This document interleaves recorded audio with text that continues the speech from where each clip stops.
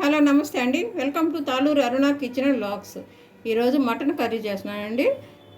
Mutton cut చేసి ఎక్కువ సార్లు క్లీన్ చేసుకొని ఉప్పు పసుపు వేసి క్లీన్ చేసుకున్న తర్వాత స్టవ్ మీద పెట్టి దీంట్లో ఉన్న నీరంతా పోయే వరకు ఉడికించుకోవాలి. అప్పుడు త్వరగా మటన్ ఉడుకుతుంది, కర్రీ త్వరగా అయిపోతుందని ఉడికించి పక్కన పెట్టినండి. తయారు చేసే విధానం చూపిస్తాను.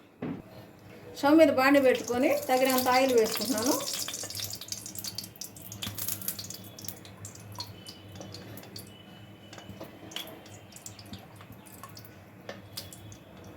ఆయిల్ గరిటతో 4 గరిటెలు ఆయిల్ పడుతుందండి. కేజీ మటన్ అండి అది. కర్రీలోకి మసాలా రెడీ చేసుకుంటున్నానండి. ఆనియన్స్ 2 ఆనియన్స్, చెక్క లవంగాలు, అల్లం వెల్లుల్లి అన్నీ కట్ చేసి వేసుకొని మిక్సీ వేసుకున్న పేస్ట్ అండి. ఆయిల్ బాగా వేడెక్కిందండి. అది ఆయిల్లో మసాలా వేసుకున్నాను.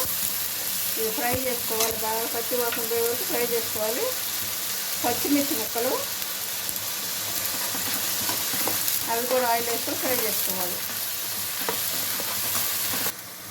కట్ చేసుకొని టమాటా, పెద్ద సైజు టమాటా వేస్తున్నానండి.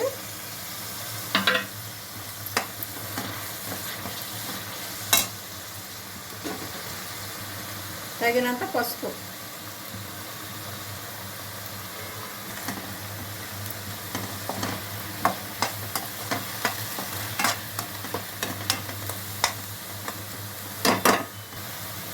ముక్కలు ఉడికించుకునేటప్పుడు కల్లుప్పు వేసి ఉడికించుకున్నానండి. ఇప్పుడు కొంచెం సాల్ట్ వేస్తాను. మసాలాలోకి సాల్ట్ కొంచెం వేసుకుంటాను.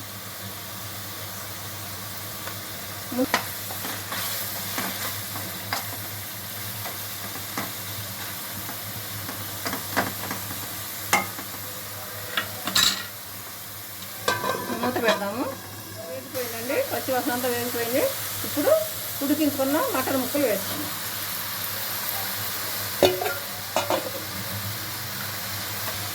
తగినంత కారం వేసుకోండి. మటన్లోకి తగినంత కారం. నాన్ వెజ్ కొంచెం కారం స్పైసీగా ఉంటేనే బాగుంటుందండి. ధనియాల పొడి 1 స్పూన్ ధనియాల పొడి మొత్తం వేసుకొని ఒకసారి ముక్కలకి మసాలా అంతా పట్టే విధంగా కలుపుకోవాలి.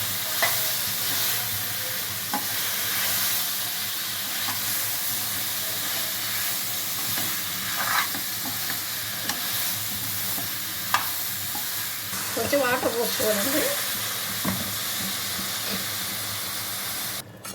కొత్తిమీర కట్ చేసి వేసేసుకున్నానండి. కరెక్ట్గా స్టవ్ మీద మీడియం ఫ్లేమ్లో ఒక 5 మినిట్స్ ఉంటే సరిపోతుంది. ఆల్రెడీ ఉడికించిన ముక్కలే కాబట్టి త్వరగా అయిపోతుంది.